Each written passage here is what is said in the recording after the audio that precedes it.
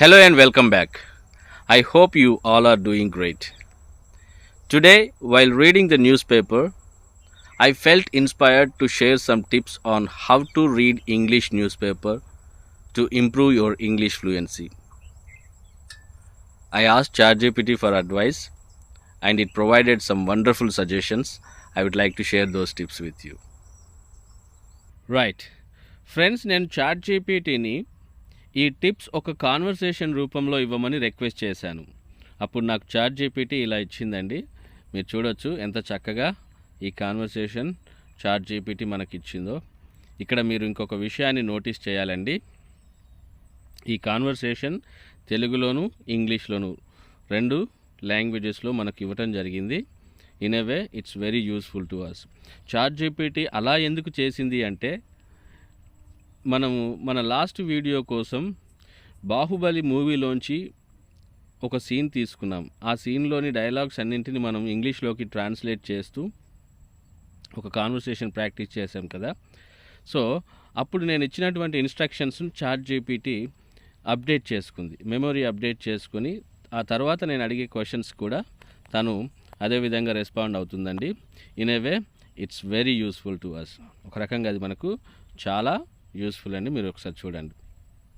ఈ విషయాన్ని నేను మీతో ఎందుకు చెప్తున్నాను, డైరెక్ట్గా నేను ఒక కాన్వర్సేషన్ తీసుకొని లేదా ఇదే కాన్వర్సేషన్ కాపీ చేసుకొని వేరే కీప్ నోట్స్ యాప్లో పేస్ట్ చేసుకొని ఎక్స్ప్లెయిన్ చేయొచ్చు. బట్ నేను ప్రతిసారి ఈ చాట్ జీపీటీని ఎందుకు చూపిస్తున్నాను అంటే, మీలో కొంతమంది స్వతహాగా నేర్చుకోవాలన్న అంటే మీకు ఆ పట్టుదల ఎక్కువ ఉంటుంది. అలాంటి సమయంలో మీకు ఇలాంటి టిప్స్ మీకు చాలా హెల్ప్ అవుతాయండి. అందుకోసమని నేను ప్రతిసారి ఈ చాట్ జీపీటీని చూపిస్తూ మీకు ఎక్స్ప్లెయిన్ చేస్తున్నాను. Try to understand. తెల్లారిన వెంటనే న్యూస్ పేపర్ చదవటం ఎలా ఉంటుందని అనుకుంటున్నావు? ఇది చాలా కొంచెం చిన్న రొటీన్ క్వశ్చన్స్ కొన్ని ఉన్నాయి. ఆ తర్వాత నేను మంచి క్వశ్చన్స్ అడిగాను.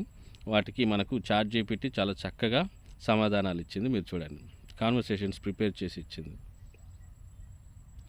How do you feel about reading the news paper first thing in the morning? Friend, అది మంచి అలవాటు. It's a good habit. కొత్త వార్తలు తెలుసుకోవడానికి అది సహాయపడుతుంది. It helps to stay updated with the latest news. కానీ న్యూస్ పేపర్ చదవడం కష్టమని అనిపిస్తుంది. అందులోని అంశాలు అంత సులభంగా అర్థం కావు. But I find reading the news paper difficult. The topics aren't easy to understand. అది సాధారణమే, దట్స్ నార్మల్. మెల్లగా అర్థం చేసుకోవడానికి ప్రయత్నించాలి. You need to try understanding slowly. మొదట సులభమైన వార్తలను చదవడం మంచిది. It's good to start with simpler news. ఎలా మొదలు పెట్టాలి? How should I start? మొదట ముఖ్య శీర్షికలు చూడాలి. First check the headlines. శీర్షికలు అంటే ఏంటండి? హెడ్లైన్స్. పర్లేదు, మనం తెలుగు కూడా నేర్చుకోవచ్చు. అవి ప్రతిరోజు జరిగే ప్రధాన సంఘటనలు తెలియజేస్తాయి. They give you the main events happening every day. ప్రతిరోజు కొంత సమయం కేటాయించు. ఇలాంటి వర్డ్స్ మనకు చాలా ఇంపార్టెంట్ అండి. Dedicate some time daily. చదవడానికి నిష్ట ఉంటే న్యూస్ పేపర్ చదవడం క్రమంగా సులభం అవుతుంది. ఇదంతా చాట్ జీపీటీ తనకు తానుగా ప్రిపేర్ చేసి ఇచ్చినటువంటి కాన్వర్సేషన్ అండి. నేను ఇచ్చినటువంటి వర్డ్స్ కాదు. ఆ తర్వాత నేను అడిగిన క్వశ్చన్స్ మంచిగా ఉన్నాయి, చివరిలో ఉంటాయి, మీకు అవి చూడండి. అవి చాలా బాగా useful. Dedicate some time daily. With consistency reading the newspaper will gradually become easier. ఈ కాన్వర్సేషన్ను కంటిన్యూ చేయమని రిక్వెస్ట్ చేశాను. మరో క్వశ్చన్ అడిగాను. Should I stop the conversation and look for the meanings of new words whenever I encounter them? Or is there a better way to understand their meanings? కొత్త పదాలు అర్థం చేసుకోవడం అవసరం, కానీ ప్రతిసారి ఆపడం అవసరం లేదు. సందర్భం ద్వారా అర్థం చేసుకోవడానికి ప్రయత్నించు. It's important to understand new words but you don't need to stop every time. This is very important అండి. మనకు అక్కడక్కడ ఒకటి రెండు న్యూ వర్డ్స్, ఒకటి రెండు కాదు చాలానే కనిపిస్తాయి మనకి. English is like an ocean అని చెప్పాం కదండి. అది ఒక సముద్రం లాంటిది. మనకు ఎన్నో పదాలు ఒకసారి న్యూస్ పేపర్ ముందట వేసుకుంటే తెలుస్తుంది. బట్ మనకు అన్ని వర్డ్స్ మనకు తెలియాలని ఏమీ లేదండి. మనకు కావాల్సిన విధంగా మనము కావాల్సినటువంటి ముఖ్యమైన టాపిక్స్ మనము చదువుకోవటం ద్వారా మన ఎవ్రీడే కాన్వర్సేషన్స్కి చాలా యూస్ఫుల్గా ఉంటుందండి. అదే విషయాన్ని చాట్ జీపీటీ కూడా మనకు సజెస్ట్ చేస్తుంది చూడండి. But you don't need to stop every time, try to understand the meaning from the context. సందర్భాన్ని బట్టి మనం అర్థం చేసుకోవడానికి ప్రయత్నం చేయాలి. ప్రతిసారి డిక్షనరీ ఓపెన్ చేసి ఇదేంటి అని చేస్తే మీరు ఆ న్యూస్ పేపర్ చదవటం పూర్తి చేయలేరనమాట. సో సందర్భాన్ని బట్టి ఆ కాంటెక్స్ట్లో ఆ వర్డ్కు మీనింగ్ ఏమై ఉంటుందని అర్థం చేసుకోవాలండి. నేను అసలు యాక్చువల్గా ఈ స్మార్ట్ ఫోన్స్ ఇవేవి లేని టైంలో నేను ఒక పని చేసేవాడిని. తెలుగు బైబిల్, ఇంగ్లీష్ బైబిల్ ఈ రెండింటిని కంపేర్ చేస్తూ చాలా వరకు నేను ఇంగ్లీష్ వొకాబ్యులరీ నేర్చుకోవడం జరిగిందండి. గ్రామర్ కూడా చాలా వరకు అర్థం చేసుకోవడానికి ప్రయత్నించాను. ఆ రోజుల్లో నాకు వేరే ఏ సోర్స్ లేదు. నేను ఎక్కడ స్పోకెన్ ఇంగ్లీష్ క్లాసెస్ అటెండ్ అవ్వలేదు. నాకు ఈ స్మార్ట్ ఫోన్ అనేది నా పేదరికం తీస్తే ఏమంటారు కదా, చెప్తే రామాయణం తీస్తే మహాభారతం అంత పెద్దగా ఉంటుంది.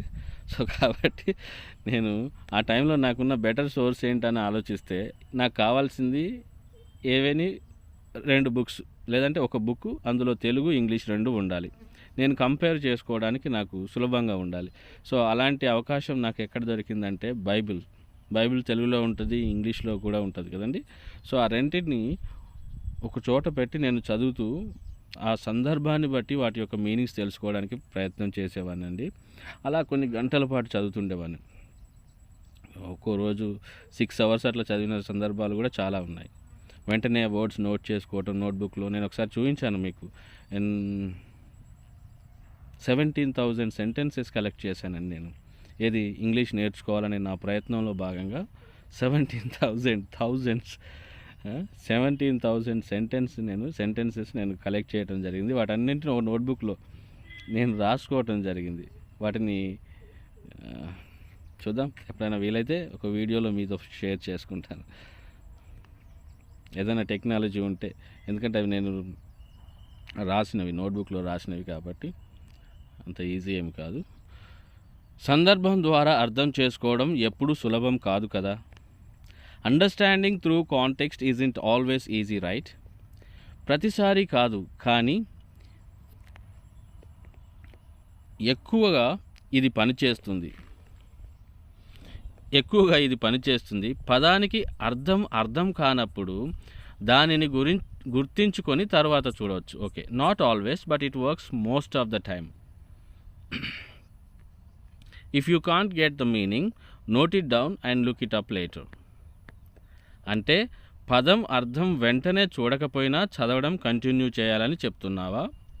So you are saying I should continue reading without immediately looking up the word.